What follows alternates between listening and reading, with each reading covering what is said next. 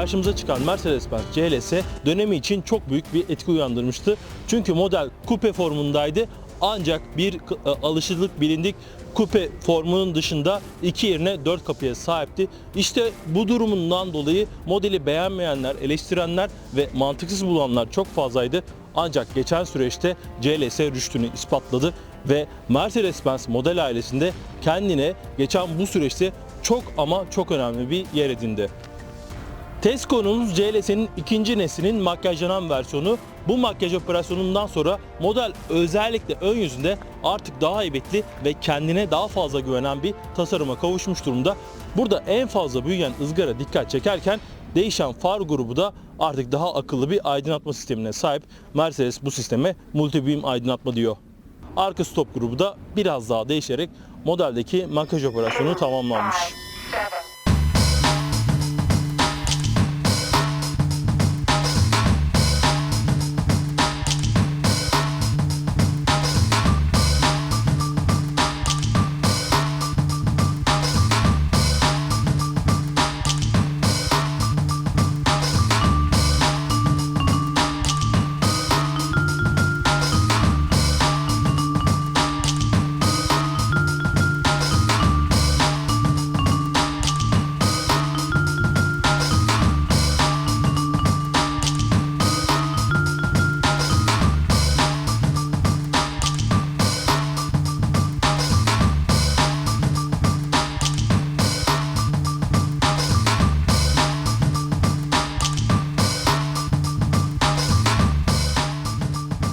Makyajdan sonra içeride en fazla değişen direksiyon dikkat çekiyor ve bence çok daha güzel bir tasarıma sahip. Altı düz ve biraz daha oval hatlarla artık çok daha modern bir görüntü katmış içeriye ve buradaki ekranda gömülüydü eskiden bu konsolun içerisine. Artık birçok Mercedes'in modelinde olduğu gibi askıya alınmış ve büyütülmüş. Ancak şunu noktayı belirtmeliyim. Hani C serisindeki veya A serisindeki kadar hani buradaki bu konumlandırma, askıya alınma durumu çok fazla göze batmıyor yani onlardaki kadar. Ancak yine de hani biraz daha bence konsolun içine gömülmüş olsa çok daha güzel bir tasarıma sahip olurdu.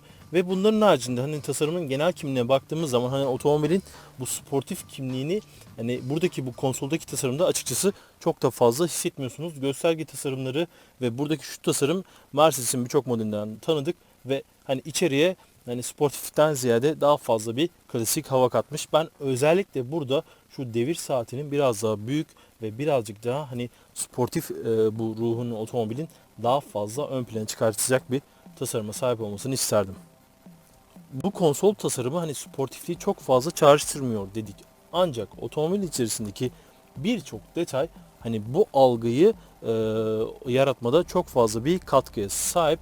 Özellikle hani bazı yine kupevari otomobillerle yine kıyaslarsak, iki kapılı kupelerle kıyaslarsak onlara nazaran bile hani buradaki bu tavan yüksekliği oldukça aşağıda, oldukça yakınımda. İşte özellikle bu durum, bu otomobilin tasarımındaki detaylar içeriye de yansımış durumda ve hani o otomobilin kupe formunun o sportif ruhunu çok fazla hissetmenize şu durum sebep oluyor ve tabii ki bunların yanı sıra hani bu tasarımdan kaynaklı olarak ön camdan çok yatay bir şekilde arkaya doğru uzanan bu tasarım dilinden dolayı da daralan camların bu formu hani bu algıyı yine bu sportif algıyı daha fazla arttıran detayların başında geliyor içeride. Kullanılan malzeme kalitesi çok başarılı. Genel olarak baktığımız zaman otomobilin içerisinde hani dokunduğum hiçbir yüzeyde neredeyse sert plastik yok. Aşağıdaki bu kapılardaki altlarda dahi hani sert plastik yok. Hani birçok detayında otomobilin yumuşak malzeme kullanılmış, deri kullanılmış. Test konumuzda mesela bazı otomobillerde hani şu kısımda özellikle birçok otomobilde sert plastik kullanılır ama burada bu tarz detaylara yer verilmemiş ve bunların haricinde önemli bir noktada CLS ile ilgili ben mesela hani test aracımızdaki bu kombinasyonu çok da fazla beğenmedim ama hani kendi zevkinize göre çok farklı kontrastlarla ayarlamalar yapabiliyorsunuz. Buradaki bu kaplamayı veya otomobilin genel bu döşemesinin rengini çok farklı kontrastlarda ayarlayabiliyorsunuz. Model eşya gözleri bakımından bir kupeden beklenenin aksine bence oldukça makul seviyede size bir eşya gözü sunabiliyor. Burada kapaklı bir bardaklığımız var. Onun önünde bir gözümüz var. Ancak bu bardaklı, kapaklı bardaklıkla ilgili altını çizmek istediğim bir nokta var ki hani bu kapak geriye doğru değil de ileri doğru açılsa bence buradaki bardaklıklar çok daha kullanışlı olurdu. Çünkü buraya mesela telefon koyduğunuz zaman veya başka bir eşya koyduğunuz zaman, ufak çaplı bir eşya koyduğunuz zaman orada unutabiliyorsunuz, göremeyebiliyorsunuz. Bu gibi bir nokta var. Buradaki havalandırma kanallarının özellikle bu ısıtma butonları fazla büyük bence. Biraz daha ufak olsa çok daha kullanışlı olabilirdi. Ancak bunların haricinde hani ergonomi bakımından ben çok fazla bir sorunla karşılaşmadım. Her şey kolaylıkta şu anki sürüş pozisyonunda elimin altında. Zaten ekrandaki her şeyi buradaki joystick vasıtasıyla kumanda ediyorsunuz. CLS'de ideal sürüş pozisyonuna kolaylıkla erişebildim. Koltuk ve direksiyon size fazlasıyla bir opsiyon sunabiliyor. Ancak direksiyonun hani birazcık daha bana doğru gelmesini isterdim. Bu arada direksiyonda elektrik kumandalı, buradan ayarlıyorsunuz. Ayarlamalarını buradan yapıyorsunuz. Yani derinlik ayarının biraz daha bir nebze olsun bana da doğru gelmesini isterdim. Bunların haricinde hani sürüş pozisyonuna erişimle ilgili bir sorun yer almıyor. Koltuklar çok güzel ayarlanmış. Size çok yeterli düzeyde bir bel desteği sunabiliyor. Ancak hani o sportif algısını yine artırabilmek adına biraz daha iyi bir omuz desteği ben buradan beklerdim ve bunların haricinde hani test aracımızda yer almayan baldır desteğinin eksikliğini ben burada çok fazla hissettim. Eğer bu tarz bir otomobil alıyorsanız mutlaka baldır desteğini de ekstra olarak almalısınız. Koltuk ısıtmasının yanı sıra koltuk soğutması da isterseniz CLS'de tercih edebiliyorsunuz. Ve hacim konusu tabi CLS bir kupe olmasından dolayı bu anlamda modelden çok da fazla bir beklentimiz yok. Ancak hani bu tarz otomobilleri dahi hiç görmeden, kullanmadan, içine binmeden satın alabilenleri olabiliyor ve bu anlamda çok cömert bir hacim beklentiniz varsa sizi tatmin etmeyebilir. Ancak otomobilin tasarımından dolayı bu anlamda biz modelden çok da fazla bir şey beklemiyoruz. Ön tarafta hiçbir sorun yok. Arka taraf ise benim için tam sınırda. Ön koltuk benim sürüş pozisyonuma ayarlı. Şu anki oturma pozisyonu tam sınırda benim için 1.86 boyundayım. Her zaman söylüyorum. Baş mesafesi bu şekilde benim için tam sınırda. Tabi alt çizilmesi gereken önemli noktalardan birisi de CLS'de arkada 2 kişi için yer var. Hani 2 kapılı bir kupe olarak daha iyi örnekler var. Ancak hani genel olarak ortalama olarak bir kupe standartlarını bence buradaki hacim karşılıyor. Diz ve baş mesafesiyle model makul seviyede arkada size bir diz ve baş mesafesi sunabiliyor. Tabi buradaki bu hacmi E serisi veya S serisi gibi modellerle karşılaştırmamak gerekiyor. Bu otomobilin tasarımından dolayı.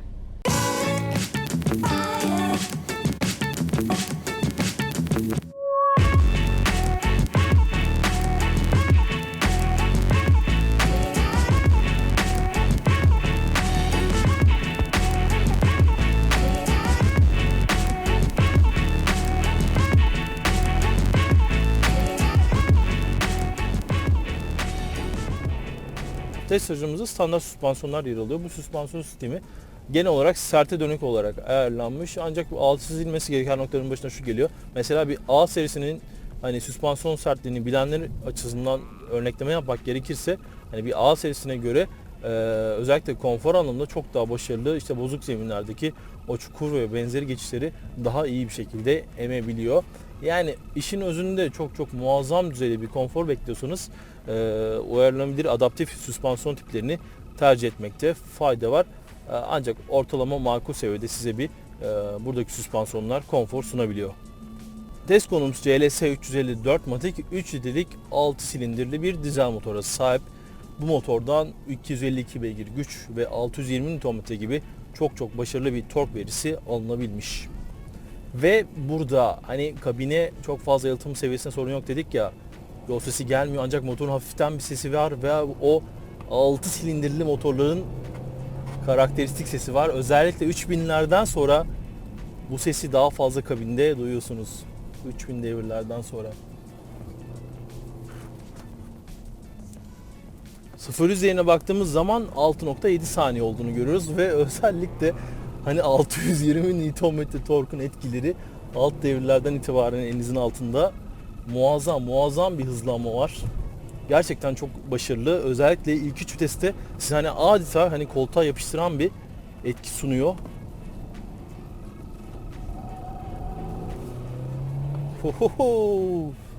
Harikulade ya. Hakikaten çok başarılı bir performans.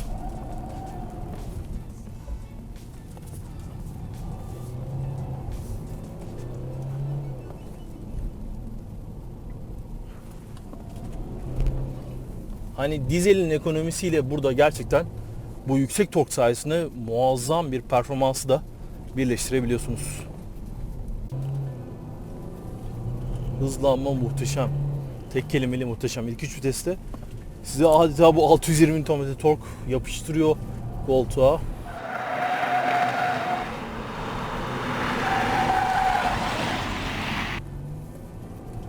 Vay vay vay, dengeye bak.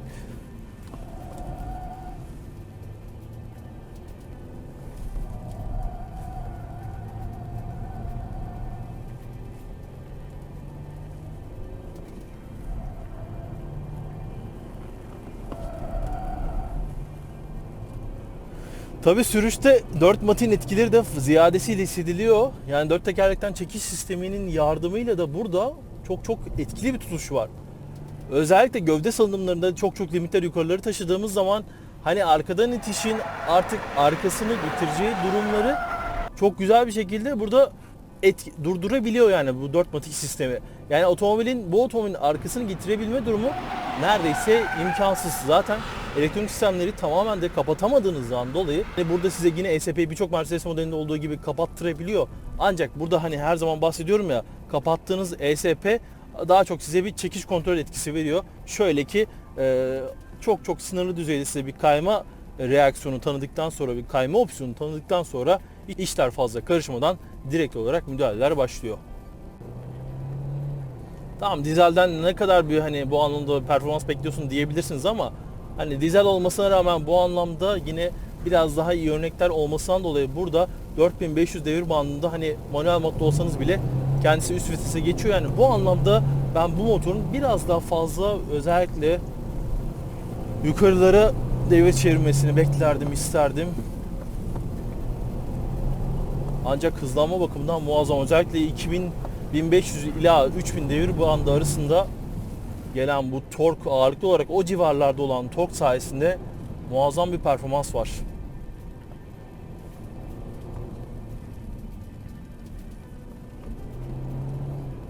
Çok performanslı kullanımda sadece şanzımanın klasik birçok Mercedes modelinde olduğu gibi biraz daha hızlı olmasını bekliyorsunuz.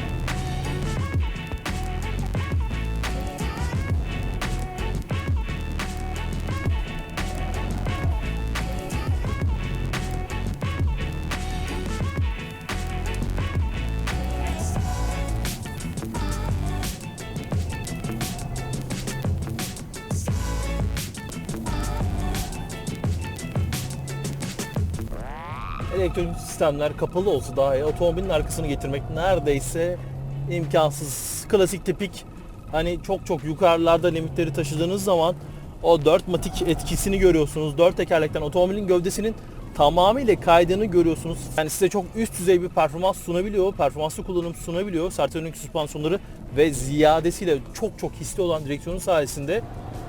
Ancak hani limitteki sürüş opsiyonları kapatılamayan ESP'den dolayı biraz sınırlı. Yani burada daha çok bu durumdan dolayı 4 matik olması ve elektronik sistemlerin kapatılamamasından dolayı daha çok temiz çizgide performanslı bir kullanımı yapmak CLS ile daha keyifli oluyor.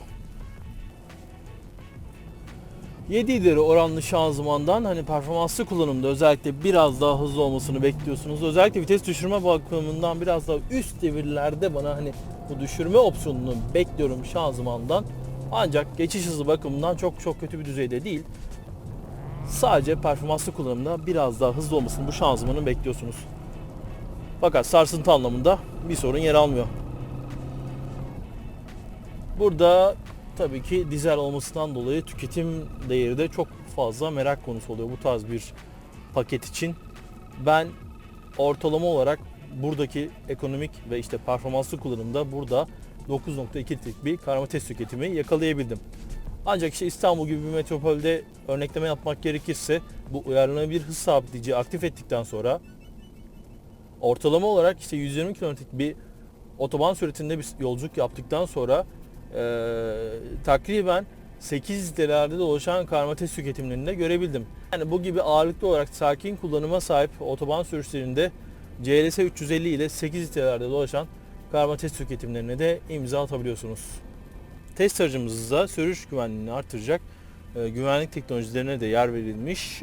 Bunlardan dikkat çekenleri şehir içindeki düşük hızlarda, dalgınlık anınızda önünüze işte bir otomobil atlaması durumunda çok düşük hızlarda, yani 20 ile 30'da giderken bir otomobil yaya ve benzeri bir şey atlaması durumunda sistem direkt olarak devreye giriyor ve otomobili siz frene basmasanız dahi kendi kendine durduruyor. Bu İstanbul gibi çok böyle trafiğin sıkıştığı noktalarda bu sistem hani birçok markanın sistemine göre biraz daha fazla temkinli. Bu noktayı gördüm. Bu noktanın altını çizmek istiyorum bu sistemle ilgili olarak.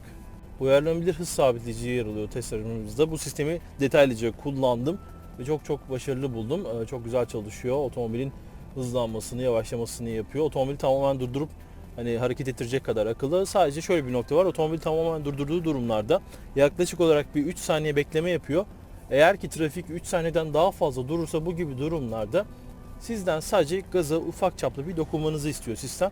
Siz gaza dokunduktan sonra eski atadığınız hıza direkt olarak kendisi erişiyor veya işte trafiğin hızında gitmeye devam ediyor. Bu tarz sistemler özellikle hani tamamen durdurup otomobili hareket ettirecek kadar akıllı olmasından dolayı sürüş konforunu CLS'de çok fazla arttırmış. Ve bunların haricinde şerit takip asistanı ile ilgili bu otomobilde en fazla dikkatimi şu çekti. Sistem klasik olarak işte aynalardan size ışıklarla bilgilendirmeler yapıyor. Ancak burada şöyle bir nokta daha var. Burada mesela siz şeridi değiştirme eğilimine girdiğiniz zaman burada yanan uyarılar turuncuyken kırmızı oluyor. Bunların haricinde eğer ki kör noktanıza direkt olarak bir otomobil varsa ve hani otomobili çarpacağınız bir mesafedeyse, bir yakınlıktaysa size, işte o gibi durumlarda sesli olarak da sizi uyarıyor. Test aracımız DLS 350 4 matik versiyonu. Bu haliyle ve test aracımızdaki bazı ekstralarla birlikte aldığınız zaman 460 bin liralık bir fiyat etiketine sahip oluyor. Ve buradaki yalıtım kesinlikle bu fiyatın hakkını verecek düzeyde, muazzam düzeyde bir yalıtım var. Bozuk zeminli yollarda dahi hani kabine alınan yol sisi çok ama çok başarılı burada.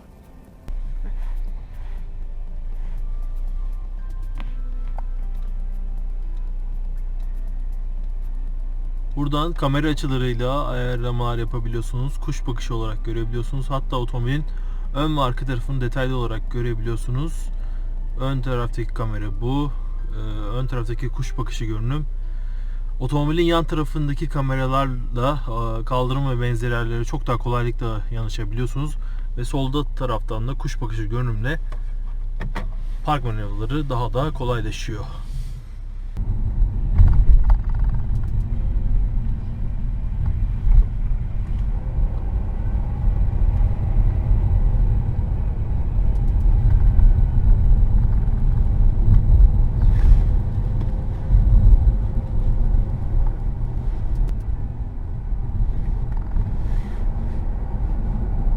Gördüğünüz gibi bunun gibi ekstra dışarıdan aydınlatmanın olmadığı durumlarda multibeam teknolojili bu far sisteminin etkilerini daha net görüyoruz. Karanlık neredeyse hiçbir alan kalmadı. Ekstra bu ledleri açıyor ve karanlık alan hiçbir şekilde kalmıyor. Yolun her kısmı aydınlanmış durumda ve şu anda önümüze bir takım otomobiller girdiği an direkt olarak o tarz aydınlatmaları kapattı. Onları etkilemeyecek bir seviyeye indi farın yüksekliği. Ancak yine de hani önümüzdeki otomobiller olmasına rağmen otomobilin çevresini de hala fazlasıyla aydınlatıyor. Yani standart bir fara göre daha fazla oranda bir aydınlatma burada var.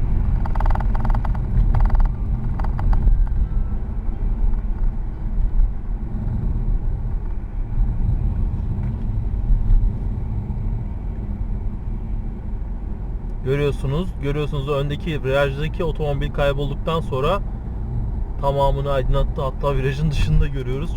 Çok net görüyoruz. Uyarlama hız sabitleyici bu tarz bir takip mesafesi ayarlıyor. Bundan daha fazla yaklaşma durumu tabii ki hıza göre ayarlıyor. Hızlar düşükçe daha da yakınlaşabiliyor. Ancak şu anki hızdaki takip mesafesi oldukça ideal ve sistemin çok güzel çalıştığını da söyleyebiliriz. Yani bu sistemin yer aldığı birçok otomobili kullandık. Burada çok akıllıca hani bir çalışma karakterini bir performansını sergilediğini gördük. Test taleplerinizi ekranda gördüğünüz Twitter hesaplarımıza ilgili markayı ekleyerek gönderebilirsiniz. Yeni testler için bu videoyu paylaşmayı ve de kanalımıza abone olmayı unutmayın. Hoşça kalın.